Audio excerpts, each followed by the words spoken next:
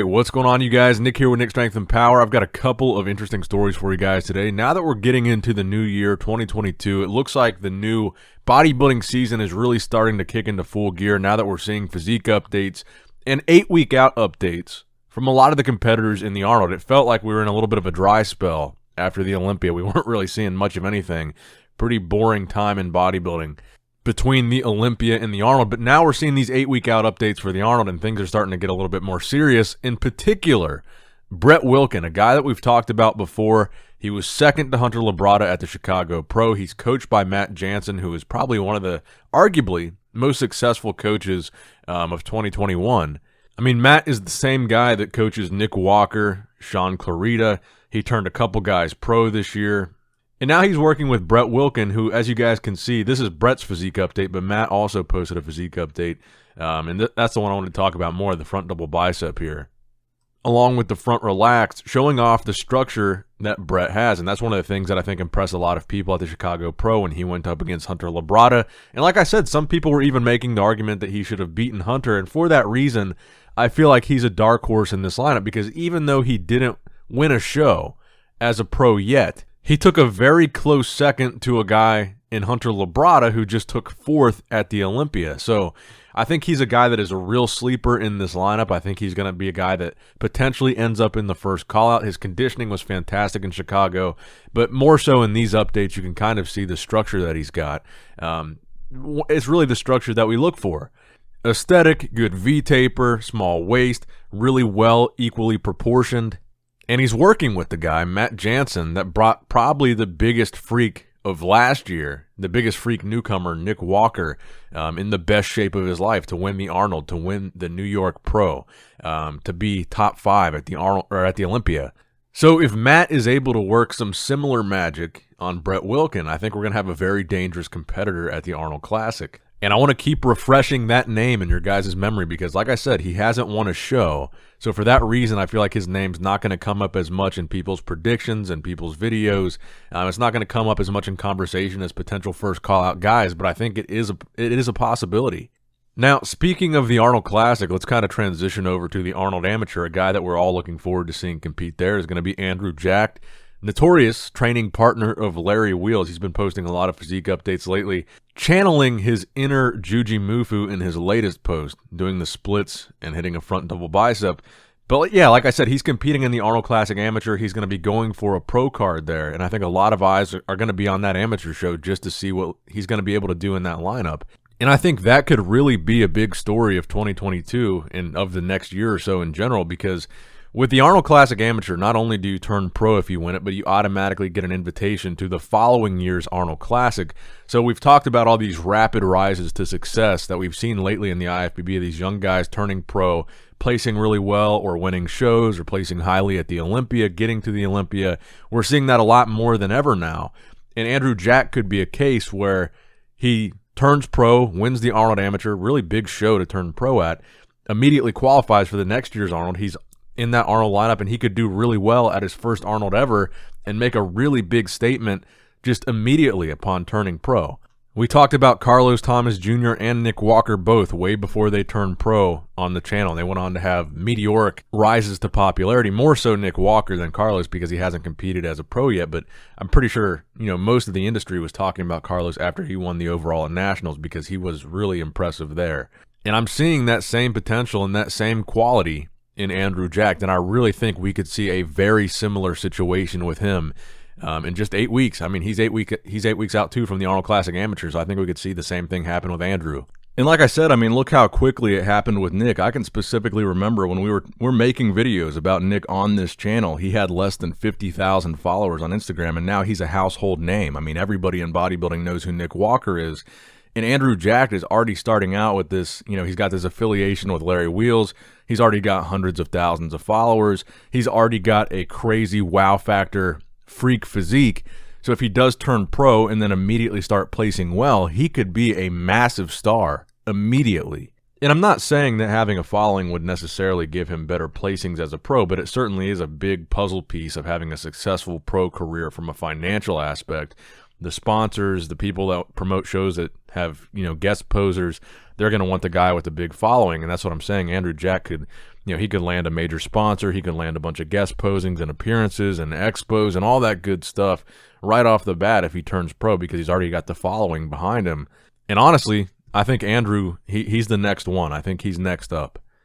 Now, next up in the news, I want to talk about a classic physique competitor that I think has a really insane classic physique, Fabian LaRabia. This is a guy that you guys might be familiar with him. He's a pro classic physique competitor. He's talked a lot of trash to a lot of different current pros, Logan Franklin and Chris Bumstead included in that. But his latest post, he calls out Logan Franklin, and he says, "Now that I am in your country, make me another invitation.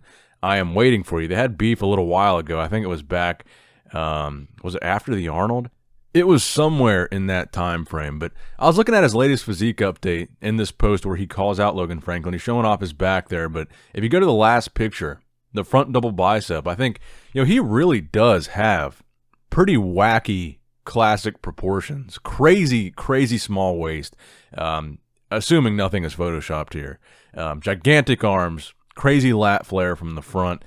His legs look very well proportioned for his upper body. And just overall, I mean, this is what you want to see in classic physique. You don't want someone to be so big that they blow out their proportions, but you also don't want someone to be so small that is unimpressive. And he's got like this, he's got that classic attribute to his physique where he maintains these good proportions, but he still looks pretty freaky in this front double bicep. I mean, vacuum pose, crazy peaks on the biceps. Like I said, the V-taper, small waist, the whole 9 yards. I mean, he looks really impressive. And I believe he was qualified for the Classic Physique Olympia. I forget which year it was. But ever since the pandemic, we haven't really seen him get to a stage where he's against some of these guys that he's calling out, like Logan, like Chris Bumstead, like some of the other guys he's called out. So the question is, will 2022 be the year? Maybe we see him on one of these stages to back it up. Because look, it's pretty easy to ignore another competitor that's talking trash when they don't have the physique to back it up. But that's what makes the Fabian situation so interesting, is because I really do think he's got a physique that could back up some of what he's saying. And I think he's got the potential to go a really long way. We just need to see him in some of those lineups against some of these best guys, because we haven't really gotten to see that yet. But let me know what you guys think in the comments down below about Fabian's physique. Do you think he has the physique to walk the walk and back up a lot of the talk? From my perspective, though, he's got a really impressive physique, and if he's really in that kind of shape right now, if that's his current condition, maybe we're going to see him on stage very soon.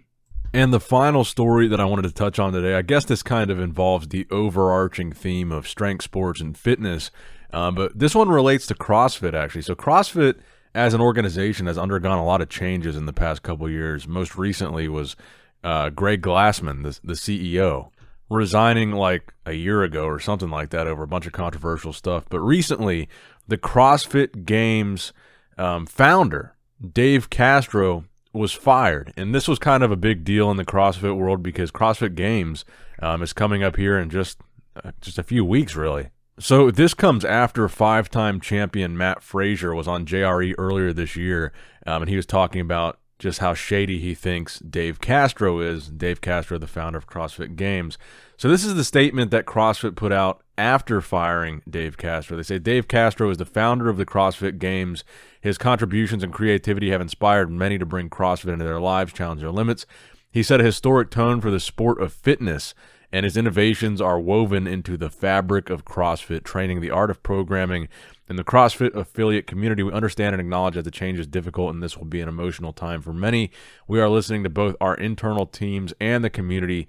We are here to preserve the heart of CrossFit and help lead our sport into the future.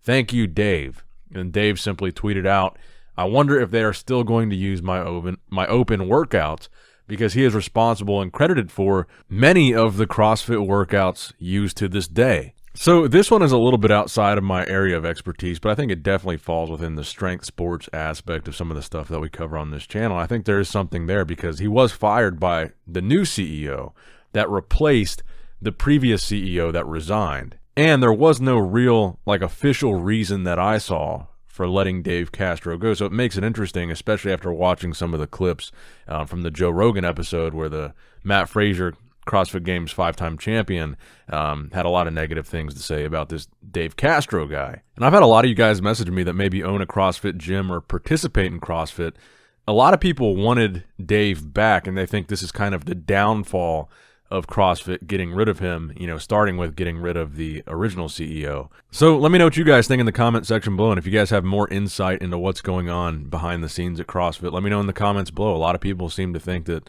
this is kind of the beginning of the end for CrossFit. And that's going to wrap it up for the video today, guys. I hope you did, in fact, enjoy it. Keep me in your thoughts and prayers because I might have COVID. Everybody that I was with on New Year's Eve has tested positive, except for me, and now I'm starting to show some symptoms. So I might have it. I probably have it since everyone else does. But I'll keep you guys posted, probably on the vlog channel. If I do have it, I'll make a video about it and talk about my experience with it. So make sure you subscribe to Nick Strengthen Vlogs if you guys want that update. Love you guys. Appreciate you guys. Hit that like button. Hit that subscribe button. Hit that bell button. All the buttons. Leave a comment. Nick Strength and Power signing out.